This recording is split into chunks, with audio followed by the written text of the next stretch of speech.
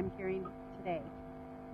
It's very difficult for families who have gifted children, number one, to recognize that their own children are gifted. Parents don't recognize the giftedness because they don't know what to look for. They just know that their children are struggling, whether they're elementary, middle, or high school children. And there is, in the United States, there's no special funding for gifted children. I don't know if it's true here or not. To help them understand that while a lot of people think that it's wonderful if you have a gifted child, it's not always so wonderful. Gifted children struggle. They're highly sensitive. They don't feel a sense of belonging. They know they think differently than other people. Okay. They think differently than other children their age. And they often try to hide their intelligence rather than shining. And so some schools that have programs for gifted children provide well for them because they have other children like them with whom they can work and communicate. If in our school, what we do is we individualize instruction a lot for children. It's easy to sort of put them on a computer all day, but that's not the best approach. They need deep conversation. They need lots of intellectual stimulation and conversation with one another.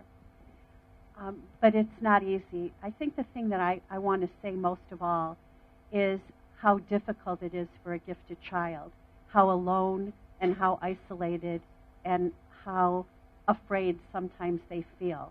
So if you have to hide your intelligence in order to belong to a bigger group or to a community of children, it's very painful to not be able to be who you are. So I think the first thing we have to start with is empathy and look at the child from his or her point of view, and then be able to interact with parents about what that child is going through, and then to the school. Thank you. And teachers, there's a third part that we are forgetting, parents. Luckily, we have come from a generation, we had a strong family background, someone supporting us. So we were never emotionally compromised anywhere. We had a certain security, which unfortunately this generation is not having it. So it's either coming from a single parent background or parents working. So that emotional time is missing. Generally, you see it across the grade. You have 20 students in the class, 20 have 20 problems. That's the reason. They are grown up in a way with their children for us to view also. They are expected to behave like a grown-up 1 minute by us as a grown-up, and very next minute we want the child to be a child also.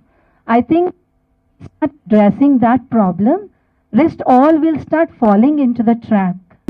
From University, we deal with students starting from class 8, 9, 10th, 11th, 12th. But then I feel every child has a hidden potential which is not identified by the parents, by the teachers. For reason that nobody has time to listen to the child. To be very frank, when I have students coming to my office and they want some counseling sessions, we usually ask them questions as to what they like, but they actually start telling what they were interested in, where they were, hindered, or what was not recognized, why people did not hear to them. I mean, things like that. So I feel when I speak to most of these school principals, and when I say that we need to identify the students, skills and see what suits them best, where do they go, what stream they should select, and which course or country